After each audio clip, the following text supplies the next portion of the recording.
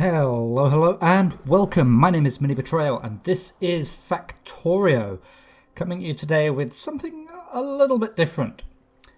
I have done a little bit of design and a little bit of testing, and I am reasonably certain, not completely certain, but reasonably certain, that trains in Factorio are Turing complete. So I suppose the first thing to say is, what does that mean? So a Turing-complete system is, well, a very big hand-wavy explanation of it is that a Turing-complete system basically means you can program anything you want. The exact definition is something that I'm not qualified to say. You can go and look it up online if you want.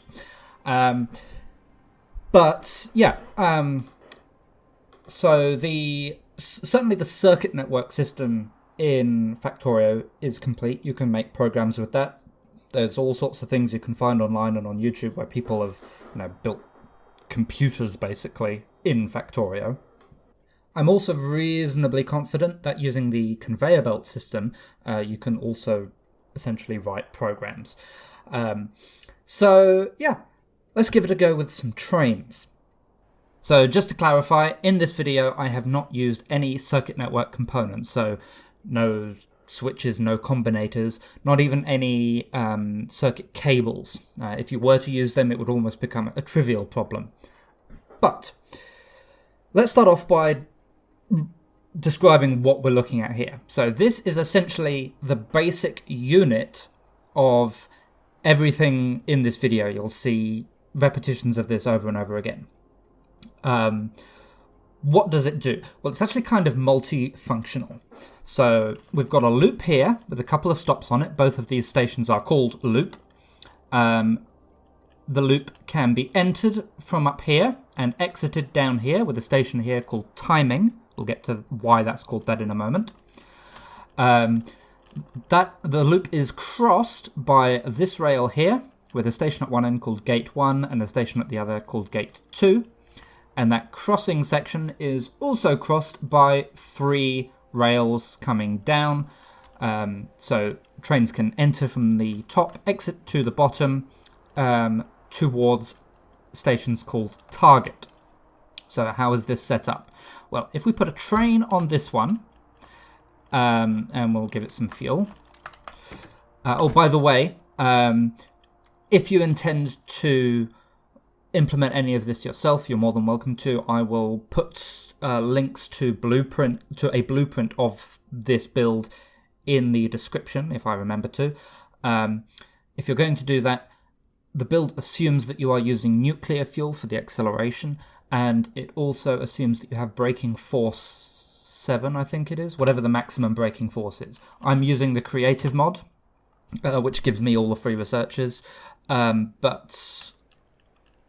yeah, so if you're doing it in vanilla, you'll have to have those technologies available, and I guess you could tweak it to work on coal or something, but with the nuclear fuel, the trains last longer as well, because I haven't yet figured out how to refuel some of the trains. But anyway, we'll get to that. So this train here, this is just going to go round and round and round the loop. So we send it to loop, we send it to loop, and we just tell it to go. Now, with the signal set up here, in fact, let me equip a signal so we can have a look at the rail blocks. So we've got this rail block down here, which covers more than half of the loop, and this signal over here is the one that indicates, whether that block is free. And you will notice that that signal never goes green. It is always either red, meaning there's a train in the block, or yellow, meaning that there's a train about to enter that block and it doesn't have enough time to slow down and stop before it gets there. That's because this rail block here is long. The other important block to look at is this one just before it, this yellow block over here. And if you look at the 2 signals entering that, because this rail block is short, there's just enough time for it to flash green, just for a moment. So if a train is coming down this rail from the top, it might have to wait a little bit, but it does have an opportunity to enter this block. Again, that will become important later. There's a couple of other signals around here. I don't know exactly how necessary they are, but I've found that things become a lot more predictable and a lot more stable if you do have a couple of more signals up there. Okay, so to sum that up, this is going round and round. Trains can enter from here, but because this one is always red or yellow, this one here is always red. So a train can enter from up here, but cannot enter from here. So what we do now is on this crossing line, if we put a double-headed train, again, we'll give that some fuel. And this one will set to go to gate 1 and then to gate 2. We don't need to worry about any wait conditions. We'll just send that on its way. And you'll notice, creeps along to stop at this signal here. It can never enter this block here because this train is going too fast. And this is where we can start making the basics of some logic gates, basically. So if we put some trains up here, so you can do this with up to 3 trains at once. You might be able to do it with more if you make this bit longer. So maybe put more wagons or something here. You'll have to find a way of snaking that bit inside the loop around if you're going to do that. But the system I've got, it works well for 3. These trains here, these are going to go to target. Remember, that's the stations down the bottom there. They'll both do that. And if I just send them on their way, they'll start going. But of course, this train is in the way at the moment, so they stop there and wait. So now effectively these trains are also blocked by this one going around the loop. So what does this give us? Well, if I now put a train up here, we'll give it some fuel, and tell it to go to timing. Remember, timing is this station down here. And while it doesn't matter for this particular scenario, I will tell it just to wait for 0 seconds. That means it will actually stop at this timing station before moving on. Of course, it's the only station here, so it doesn't matter. But remember, trains coming from down here do have an opportunity to enter this loop. So, watch this. If I set that to automatic, it will wait, enter the loop, cause this train to slow down. Because that's now slowed down, this blocking train had an opportunity to move across and let these two pass. This does a lot for us. So, because we're effectively working with the trains as a circuit system, you can treat the presence of a train as a signal of 1 and a lack of a train as a signal of 0. There's not a great deal you can do with that on its own, but what this does is it allows us to take 1 train in and get 2 trains out. So it acts as a signal splitter. It also acts as a basic wait here until a train arrives, which actually took me quite a long time to figure out. Saying a train can go if there's no train is easy. You just use a signal for that. Saying a train can go only if there is another train is not quite such a trivial problem if you don't let yourself use circuit networks. So, that's also what it can do. So it can kind of act like a memory cell. If you want to store a bit of information, you can send a train into one of these lanes here. And to retrieve it later, you send a train into this one here. If you need 2 things to happen at the same time, which does become relevant later, you can send your previous results into these lanes here. And when your timing signal train comes along, this will move out the way, and then whatever you need to happen at the same time, you just have underneath here. And these, while they're not released at exactly the same time, it's close enough for most purposes. So that's the basics of what it can do. We'll see some more advanced examples a little later. So, to make a Turing complete system, we need to be able to perform some logic with this. So, I forgot about this. This is a slightly more advanced example of it. Essentially, this one is just going round and round and round. This one here, it is going round as well, but in a slower circuit. So it just gives you the opportunity to see that this train will only move over when it gets that input signal. So we'll wait for a few seconds, more on this station. And then when that comes round again, that will give this train an opportunity to move out the way, and any trains in those lanes there can then move on. Okay, so performing logic. Now, in order to understand a lot of where I'm going from here, you'll need to understand the concept of a logic gate. If you're familiar with that, then great. This video should be much easier to follow. If not, a basic explanation is that a logic gate takes a certain number of inputs, makes some choice based on those inputs, and then gives you a result. So this uses that loop system to make what's called an OR gate. So if we have one train going around the loop here, and one result train up there, these two lanes are kind of not used in this particular example. I'll pop these ones in. Then, if you assume everything is fueled up and moving, then we have two inputs up here and one output down here. What an OR gate says is if something comes down input A, or if something comes down input B, or if something comes down both, then we'll send out the result. So you can sort of see how that works here. If a train comes down this one, it will slow down that train, that will move out the way, and we'll get a result. Same thing if one comes down that road, and if one comes down both, then it doesn't matter, it'll just, we've only got the one result to give. So we can use our loop as an OR gate. So anything more complicated than that, we need to start thinking about how else we can use trains to perform logic, which is where systems like this come in. So if we've got two trains approaching at approximately the same time, you'll notice down here that this one just comes along to this station here and will sit in the way of this train. This loop here is just to slow down this train just a little bit. So you should be able to figure out that if we send this train on its own, it'll go around the loop and it will make it to its destination, no problem.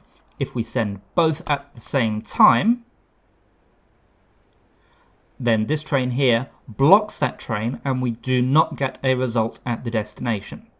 So using that, we can make our next logic gate. Now this one's a little bit more complicated. This is called an AND gate. So what we do is we have two inputs, which is these two lines here, and we have a timing input, which probably has a more specific name, but that's what I'm calling it, because there is a slight difference in the way that conventional logic circuits work. Conventionally, you've either got a signal of 1 or 0, and that's continuous. But with trains, because a train is a single discrete unit, there's no way to tell if you're getting a signal of 0 or you just haven't got your signal of 1 yet. So, your timing signal comes into the loop, and when that enters the loop, this will move out the way, and that's when we decide our output based on our inputs. So, what does an AND gate do? Well, an AND gate will give us an output if we get an input on the A input and the B input, but if we get no inputs, we get nothing, or if we get only one of them, we get nothing. So, how have I implemented that here? Well, we've got this third train sitting here. So so what happens here is, let's say just this train is sent. That means when the timing signal comes on, we've got 2 trains sitting here. They come down. This train up here will come down this road here to there and get stopped because, there's no more train. And as I showed earlier, this is that kind of blocking setup, so that will stop this train from going any further. If just this train comes on, we'll have this train and the train we've sent. They will come around here. This one here does not get blocked here, so it goes all the way to here and blocks the actual input train from reaching its destination. If we send both of them, then this train up here will make its way down to here. This train here will come round, will get blocked by that train, and because it gets blocked by that train, it does not block the other train from reaching its destination, so we get an output only if we have both input trains. Let's watch that in action. So, just for convention, I'll call this input A, that input B, and that one my timing train. So if I send just A, then when we send the timing train, that enters the loop, that moves out the way. A blocks this train here, which doesn't really matter in this case because we don't get the output anyway. If I send just input B and the timing train, then that moves out the way. Both of these comes down. This one blocks that B input from reaching its destination. We do not have an output. And now finally, if I send both A and B, hence the name of the logic gate, then the timing train, then that moves out the way. That one blocks the blocker, and we have an output. So an AND gate, we have an output if and only if both A and B have inputs. Okay, so we've got 2 basic logic gates now, the OR gate and the AND gate. There's one more important one, which we need to be able to make... I've skipped one. There is one more important one that we need to be able to make any circuit. This one, I'll come back to that one actually. This is the one I was actually talking about. This is called a NOT gate, which essentially inverts the signal. So if it has one input and it has one output, if you get an input, then you get no output. If you don't have an input, then you do get an output. So you should be able to see how this one works. If you get the input here, then when the timing train comes along, that input will block this second train from reaching the output. And if you don't, it won't. So this swaps whether or not you have a train on a given circuit path. So with those 3 gates, OR, AND, and NOT, theoretically, if you have enough time, patience, and willingness to sit down and build the things, you can make any circuit. You may just have to trust me on that, but there is literature out there you can read if you want to. Coming back to this one, this is another logic gate, which you can implement directly just by chaining those other gates together in specific ways. But because it's particularly useful for something I want to show you later, I've built it here in a separate way. This is called an exclusive OR gate, also known as an XOR gate. So this one is slightly different. With the OR gate, you get an output if you have A or B or A and B. With this one, you get an output if you have A or B, but not both. Hence, exclusive. So you have exclusively A or exclusively B. So If we send just A, when the timing train comes along, it'll come down this path here, around through this shared bit of track here, around here and to its destination. If you send just B, it'll do the same but follow the other side of the loop. Come around like that. And if we send both of them, then when the timing train comes along, they'll both be released at approximately the same time. And they will block each other. So notice the signaling here. Ordinarily, if you have two train lines going in opposite directions merging into one, you would actually want the signals to be like there and there. So I've almost deliberately put the signals in the wrong place here. But that's how it works. So in summary, the exclusive OR gate, you get the output only if you have one but not both of the inputs. So what can we do with that? So over here, I've chained some of these up to make something called a binary half adder. What does a binary half adder do? Well, let's take a look at what it's built of. So if I just come out to the map view, you can see this is what we've got here. So up here we've got two inputs, A and B, and our timing train. The timing train does a little bit more in this case. It enters the loop, but you can see this rail continues on because we'll use the same timing train for something a little bit later. Now, A and B, they each come down to another loop that's just got a couple of trains sitting by each of them. So these ones here are acting like signal splitters. And in fact, this timing train also gets split. So now we have two A's, two B's, and two timing signals. If we follow like the left hand of each one, so the left hand A, the left hand B, and the left hand timing signal, they all make their way down to here, where this essentially, it's a little bit bent around, but this is an AND gate. So you can see we've got the loop up there, we've got one block, two blocks. So this is an output that we get if we this is an output that we get if we have A and B input right at the very beginning. The right-hand trains from each of the split, that one there, and this one here, they make their way down to here, which is an XOR gate. So we have an output here if only one of the inputs is given. So what does this actually do for us? Well, if we've got two trains being input up here and two outputs, this one only if both of them are given, this one only if only if one of them is given, then what we can do is consider this like a binary counting system where this is the ones column and this is the twos column.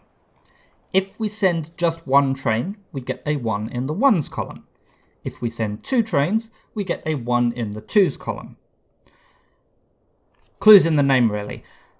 A binary half adder will add together the inputs and tell you how many you got. If you input one train, you get a result of 1. If you input two trains, you get a result of 2. Also, if you don't input any trains and just send the timing signal on its own, you'll get nothing. So you'll get an output of 0 as well. So let's have a quick look at this in action. So let's start off just by sending this left-hand train. So just one train, just the A train and the timing signal. We'll look at it on the map view so you can see the whole thing.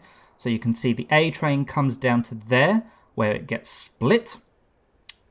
The timing train goes over there where it gets split. So we've got now two timing trains that each go to the AND. So one goes to the AND and we don't get an output there. And one came to the XOR where we do get an output. So remember, ones column, twos column. We have a train in the ones column. We input one train. That works. Resetting that, just for completeness' sake, we'll just send the other train, so just the B input this time. We'll send the timing train on its way. So the B1 comes down to its signal splitter, and sends them off to the two gates. The timing train comes down to its splitter, sends off the timing signals to both of them. Now, we have no output at the 2's column and one output at the 1's column. We sent one train. That works. And the one I'm sure you all wanted to see, this time we will send the A train and the B train. And the timing train. So I'll zoom in a little bit so you can see a bit better this time. So they get sent off to their signal splitters, which then go down to the logic gates. We then wait for the timing trains to come in. Now we've got 2 on each of them. So the XOR gates, they stop each other. The AND gate makes it through. We have a 1 in the 2's column, a 0 in the 1's column. We sent 2 trains. So how does this actually be useful for us? Well, to really make it useful, if we want to add bigger numbers together, you might be able to guess what we need to do, because as I said, this is called a binary half adder. We need 2 of them. So over here, I've chained 2 of these things together, plus a little bit of extra stuff. So you can see here, if we've got sort of 1, then 3, then 2, you can see we've got 1, then 3, then 2 loops there, 1, then 3, then 2 loops there. So we've got 1 half adder and a second half adder. If we chain these together, this time we can actually use 3 inputs, and again, by the end it will tell us how many trains we've got. So down here, we've actually got 2 outputs here. So this is our 1's column, this is our 2's column. This is just where our timing train comes out. If you follow that back all the way up here, that's our timing train input. So that's not actually part of the result. So we've got our 3 inputs up there. You might understand why a little bit later, but I'll call this one input A, this one input B, and then this one input C. So A and B, they go into the first half adder, and then input C gets thrown into the second half adder along with the result of the 1's column from the first half adder. And then this last little bit over here, this is actually, it's bent around a little bit, but this is the OR gate that I showed you a little earlier. So we've got 1 loop there with 2 inputs, and they come from both 2's columns of the 2 half adders. So down here, again, we've got a 1's column and a 2's column. If we get 1 train input, we'll have a 1 over here, a 0 over here. If we have 2 trains input, we'll have a 1 over here and a 0 over here. If we have 3 trains input, we'll get a 1 in both of them. And this is useful because if we chain up multiple full adders like this, we can actually add any 2 numbers together. We just split the number into binary, and then for each digit in the binary, one of the numbers is our A input, one of the numbers is our B input. Then down here, whatever's in the 1's column is our output, so our result for that same digit. And then whatever's in the 2's column, that is carried over into the next one. So it's a carry digit, hence the C input, and that goes into the next full adder into this C input up here. If you want a full description of how and why this works, again, I'm really not the person to tell you why it works. This video is more about what you can do in Factorio than the ins and outs of circuit logic. But, you know, it's all over the internet. Go and look at it yourself. But let's actually have a look at some of it in action. So, what should we do first? Well, first I reckon we should test just to make sure that it works with 1 train. So let's do that. We'll send the A input, and we'll send off our timing train as well. Okay, I won't zoom all the way out so you can actually see what's going on. This one makes its way down to a splitter. and get split to the AND and the XOR gates. Timing trains come along. The XOR gate makes it through, the AND gate does not. That's now effectively the B input of our second half adder. So when the timing train comes along, that goes to the B splitter. And then from here, it's kind of the same. We've got one in the AND, one in the XOR. When the timing trains come along, the XOR will make it through, the AND will not. And we have a 1 in our 1s column, nothing in our 2s column. Great, that worked. Okay, now let's test it with 2 trains. So let's go for the B input and the C input. And zoom in a little bit so we can see what's going on. We'll send off the timing train. Now the C input actually goes straight down here to the second half adder. So yeah, you can see that sort of skip ahead. Meanwhile, where are we at? Okay, things are waiting at the AND and the XOR gates. The timing trains come along. The XOR makes it through. The AND does not. The timing train then makes it as far as the second gate, where we've still got that C input queued up from before. So they then go down to their splitters and separate out. The 2 timing trains come along. And this time we've got 2 in the XOR, so they'll block each other, but the AND will make it through. And we have a 0 in our 1s column and a 1 in our 2s column. So that works. Okay, one last test. This time we'll test all 3. So 1 and 2 and 3. We'll come out to the map view. Send off the timing train. Now, again, as before, the C input just skips ahead to the second half adder. The A and the B signals make the way to the splitters, where they get divided between the AND gate and the XOR gate. Timing trains come in. The XOR gate will block itself. The AND gate will go through, and that will just go straight to the 2's column of the output. It will go to that OR gate. Meanwhile, in the second half adder, we've got just one result coming in, which then gets divided between the second AND and the second XOR gate. So this time when the timing trains come in, the AND gate has nothing to give, but the XOR gate does go through. And over here, while the second AND didn't make it, the first one did, so that triggered this OR gate here. So overall, we have a 1 in the 1s column and a 1 in the 2s column, telling us we sent 3 trains, which is exactly what we did.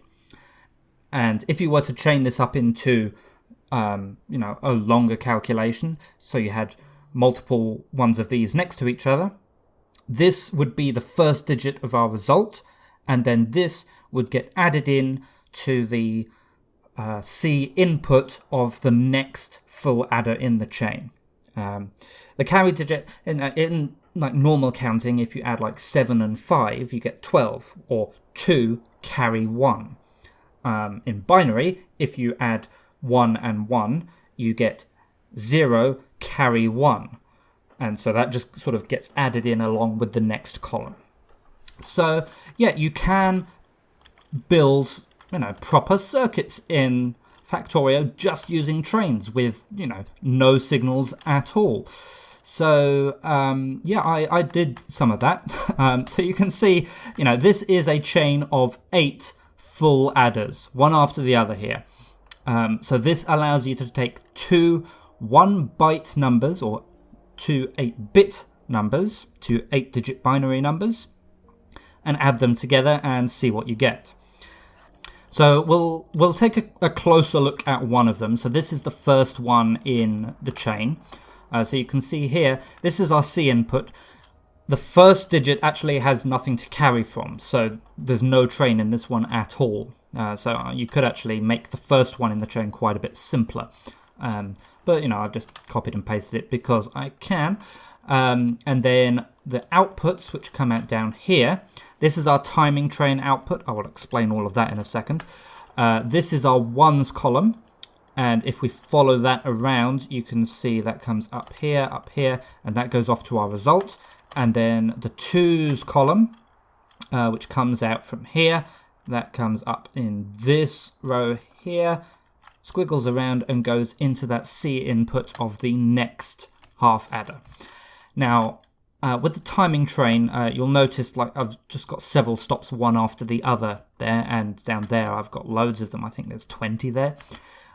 Some bits of this, like particularly bits that involve the XOR gates, you want to make sure that everything is in place before the timing train arrives. So my timing train, this is actually quite a long way away. My timing train has a schedule set up to go from one timing stop. Just pause there for 0 seconds, just to make sure it does actually stop there, and then go on to the next one, and then on to the next one, and on to the next one, and on to the next one. So as the timing train comes down, it will enter this first loop here. It'll wait at this station. Well, in fact, it won't wait, but it will stop there. It will then stop at this station, and then these stations here.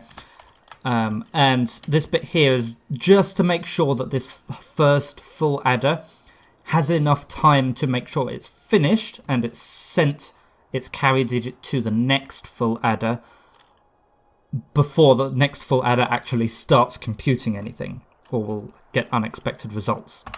So over here we've got one number to input, a second number to input, our timing train, and this is just where our timing train comes back, and this is our result, which will come back as a 9-bit number. So we can add two numbers which are up to and including 255. We will get a result which is up to 512 or 511, something like that.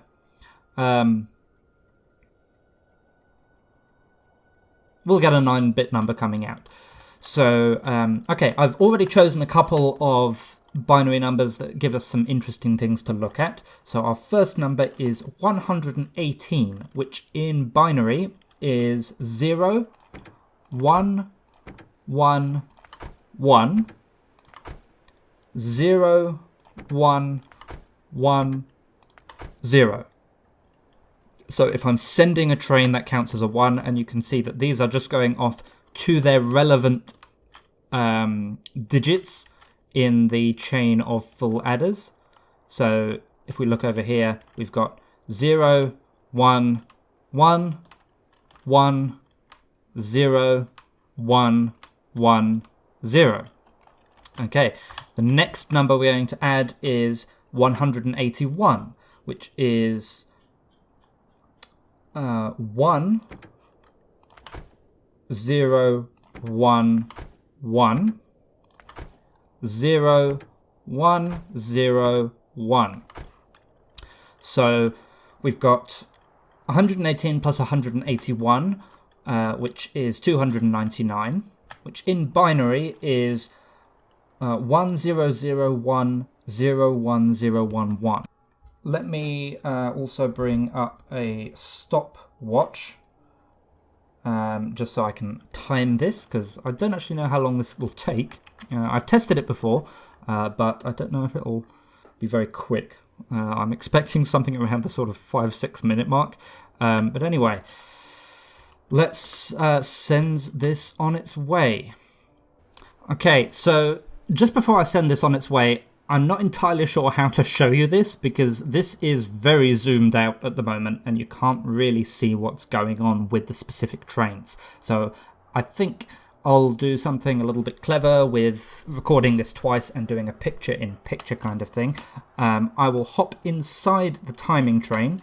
So on this view here, it'll be at least a little bit easier to see where I am. Okay, let's send this on its way. So get the timing train, set that to automatic, and go.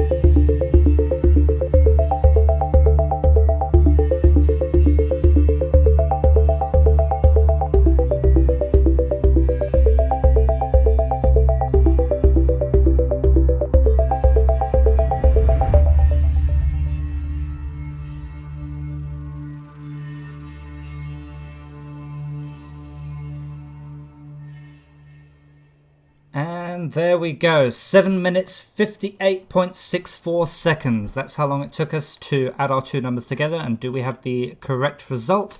We've got a 100101011, which is what we were expecting, 299.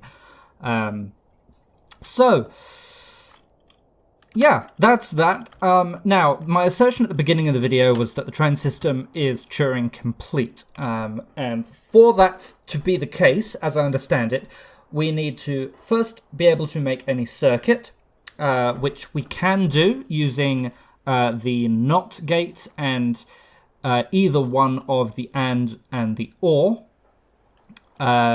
Just by combining those in separate ways, we can make any circuit. You can trust me on that, or you can go and read it up on it yourself. Other gates like this, you know, we can make them more efficient, certainly, but they can be built out of the other components. So check A, done. The other part is a little bit more tricky. As I understand it, to be Turing complete, you need an infinite amount of memory.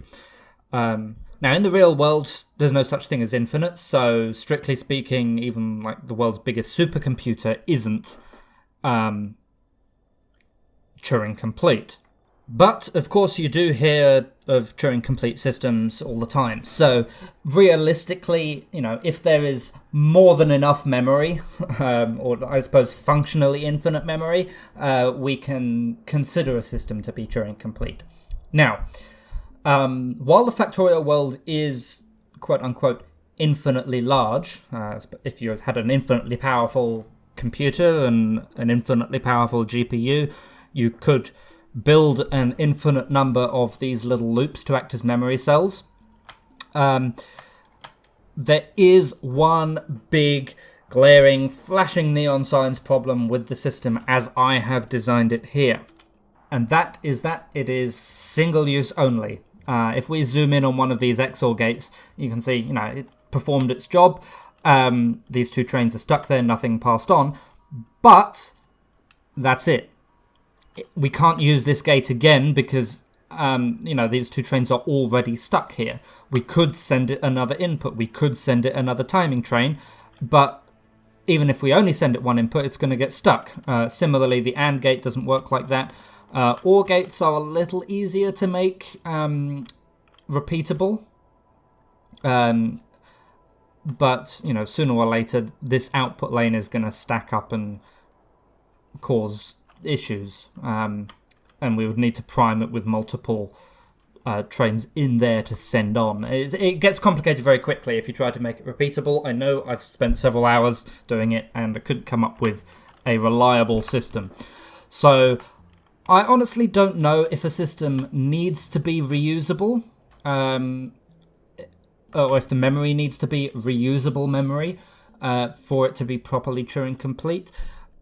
I think you should just be able to assign one bit to one memory address, retrieve it, and if you'll need to keep that bit in memory, just store it in a second place and then a third place. I think this is Turing complete. If someone out there who knows more about these things than me wants to say otherwise, you know, leave a comment, shout at me on Reddit, come shout at me in my Discord, whatever. But, you know, I think if you've got the willpower to, you know, sit at your computer for 34 hours straight, and let's face it, with Factorio players, we do, you should be able to build something interesting, certainly more interesting than, you know, adding two numbers together. However, there is one limitation that I don't even have the faintest idea how to get around, and that is fuel. With this system, with my little train loop going around, it works nicely, it does everything I've wanted it to do, but trains use fuel. So, yeah. Now, using nuclear fuel, if you put 3 nuclear fuel in, move the train forward a little bit so it starts using one, and then put a 4th in, you can keep a system running for a little over 2 hours. That's according to numbers from the Factorio wiki. I haven't tested that myself. But, you know, something like this, it takes a while even just to set up, because when you put down a blueprint, none of the trains are automatic, and there's probably a mod just to set all the trains in the world to automatic once, but I didn't use that, so I had to set every single one of these to automatic manually, and by the time I did that, there's 30 minutes of your 2 hours just gone. And obviously the bigger circuit you build, the longer that will take, and then the shorter time you will have to actually run your circuit. Now, for most of these trains, like if it's stopped at a circuit, I don't actually think it uses fuel. I'm second guessing myself now. So these ones, they should be all right. If you have a particularly long train, like the timing train, instead of sending it to 20 different stops down here for 0 seconds, you could send it to one stop for 20 seconds and then use that as an opportunity to refuel it. But for these trains going round in a loop, I do not know how to refuel them. You can't stop that train, because if you do, this train will move and, that'll cause all sorts of problems. I considered options where you've got like 2 of these on alternating schedules, but I couldn't get a system to work reliably. If you can come up with something, do let me know. I'm genuinely interested. Tell me about it in the comments. Tell me about it on Reddit, whatever. I'm sure there are other people who would be interested in seeing massive, complicated circuit systems built using trains. But yeah, that's about all I have for this episode. It's been an unscripted video, so apologies for any rambling. So yeah, I mean, I hope you enjoyed it. I hope you can get something out of it. Share your creations with me. As I said, I have a Discord. I've also got a Patreon if you really like the video. Otherwise, it's YouTube. You know what to do. In the meantime, though, I will say thank you very much for watching, and I will see you again soon.